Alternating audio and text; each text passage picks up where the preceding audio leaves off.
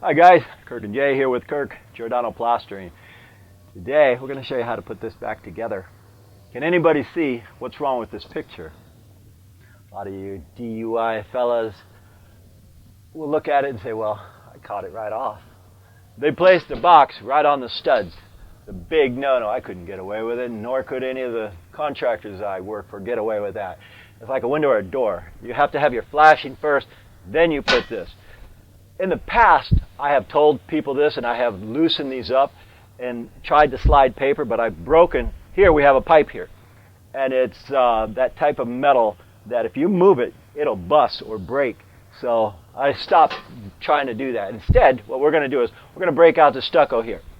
Jason's going to break out the stucco here, and we're going to put a few studs inside because this is that nasty stud walls. There's no solid backing, so unless you know what you're doing, you do more damage than good when you try to break this out, and you should use a pneumatic tool. A hammer, all that'll do is break the paper inside and do more damage than good. Anyhow, let me show you something over here too while we're at it, guys. See, this fella just happens to have a chop saw, and this is the flashing we're talking about. It's a straight flash made by DuPont. Anyhow, Jason cut all these pieces. What we're going to do is you can see the outside here. Now I want to make it solid backing. And I don't always have this luxury, but this fella had all the tools.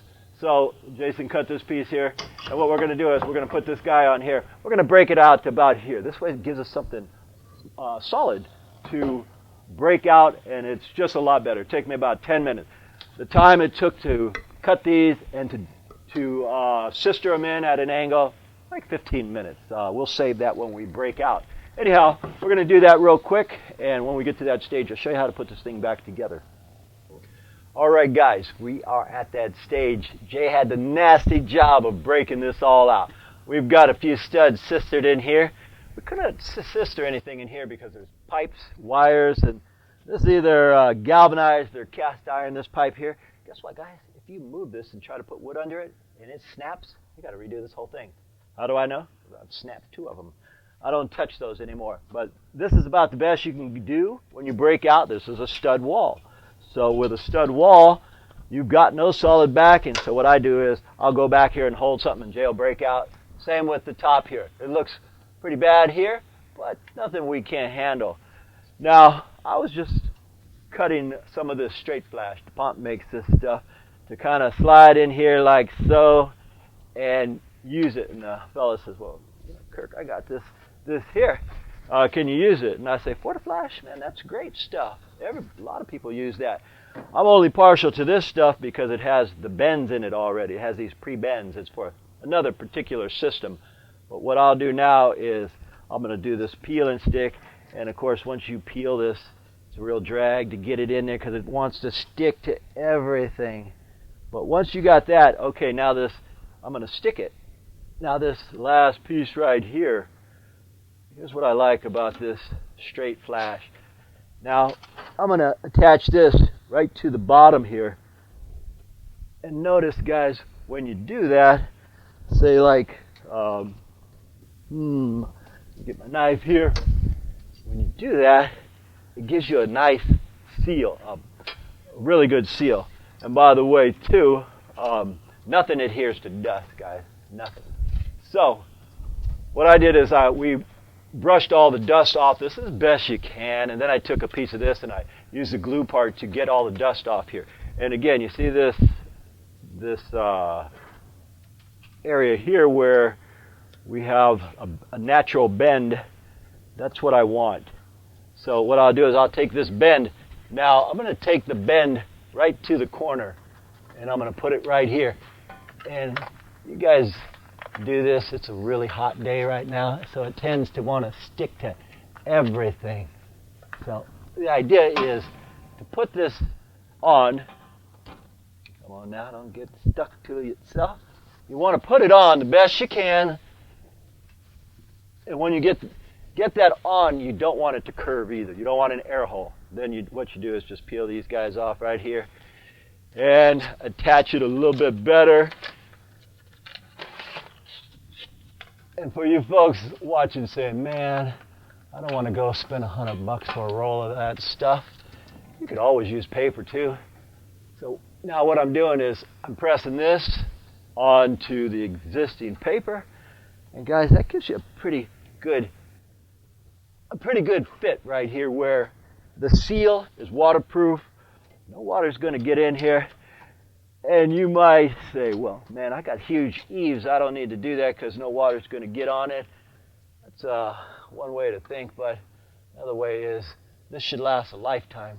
You can get all the bubbles out right there, and you don't want this going past the stucco. And if you do, like I just did, just cut it right here and pull it right off, because again, it's about 95 degrees in the shade, so this stuff tends to stick everywhere. Anyway, I'm going to go ahead and put my other piece here, and when we get to things like this up here, guys, this is no big deal. Again, we don't want to break any of these arms. What I'm going to do is slide the same paper or this here underneath here, and then when that's done, I'm going to use this old handy dandy polyurethane caulking and seal all the edges, make it bulletproof. Then we're going to show you how to even put the stucco on and match that finish. All right, guys, Jay has done the nasty work again and has mixed this mud for me. You guys watch what we do. You probably know that both of us would rather do stucco than lath any day, but that's just us. You guys who aren't familiar with the tools and don't know how to do this stuff, it's always hard. But once you get it, nothing to it, easy peasy. Okay, that, start from the bottom, guys. Get it in there, start from the bottom. Boom, get some more mud. 1, 2, 3. That's got accelerators in it, guys.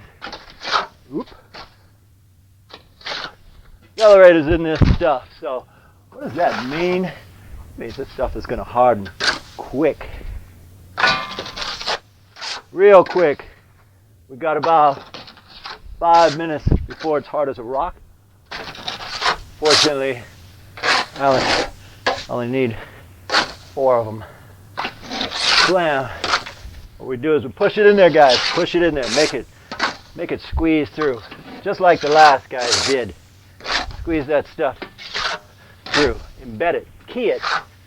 You key it into the existing stucco. What does that mean? You squish it into the existing real hard, and that keys it. Less likely to hairline crack. One more time.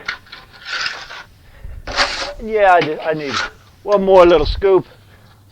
You guys are watching what I do, and you try to do this. Remember, I can make it look easy because Jason or Lou usually does all the hard work. They mix it, and if you got a good consistency, that's half the battle. So I do get calls and they say, man, how do you make it look so easy? It's like, well, I don't have to mix it. I'm just doing the application of it.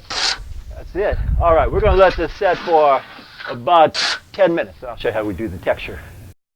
Okay, guys, we are at the stage now where 10 minutes.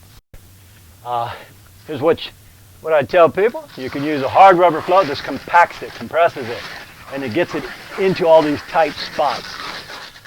You just go around the perimeter like so. When you're done with that, if you really want to blend this in tight, take a float and just go around the perimeter also. There's actually, we'll either open that up or close it. That's kind of technical stuff for drying purposes. Okay, now we are ready to do a texture. So what I'm going to do is I'm going to use the exact same mud that we started with, because this is a 1620. 1620 just means the size of the sand. I'm using an Ole cement, or I'm using an Ole sand with a Portland cement with accelerators, so same grit. Only difference, I do a lot of these videos and I'll use a color code so you guys can see what I'm doing. The only difference is doubtful that camera will show what I'm doing because I'm using the same color. Okay, so what I want to do is, well, I want to look at that texture, and that's an easy skip, chop, finish. We'll take a little bit and we'll just skip it. Just a little bit. Come this way.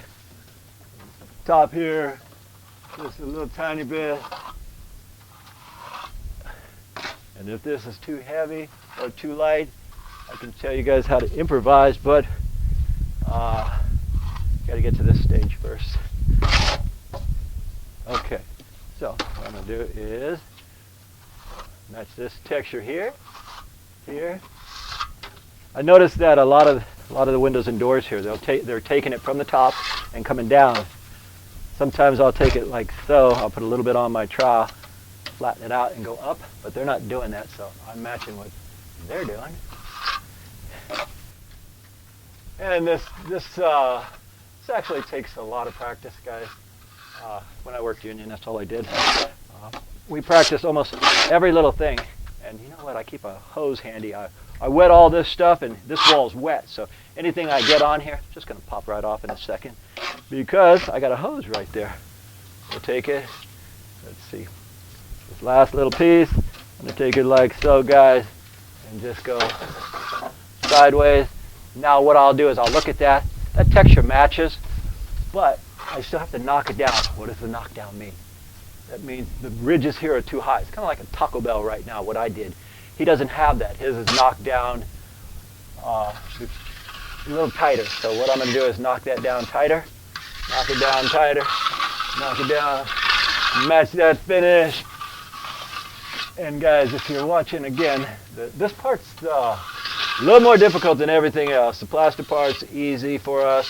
Lathin's kind of a drag, especially when you're breaking out. Good thing Jay does all that drag stuff.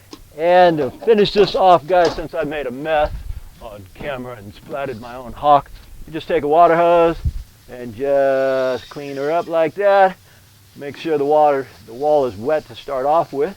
Otherwise, you got to scrub. That's no fun.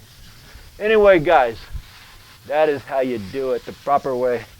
You don't piss, moan, and whine at the utility guys, because it won't get you anywhere except mad. Anyhow, my name is Kirk. Jason on the camera. We thank you for watching, and as usual, see you guys on the next Sticks.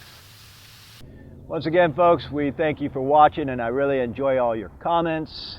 If you guys like this video, please click the like button down below, and also if you enjoy what we do, subscribe to our channel so we can keep making these videos for you. My name is Kirk. And Jay. We thank you for watching, and from the entire Giordano family, we'll see you on the next one.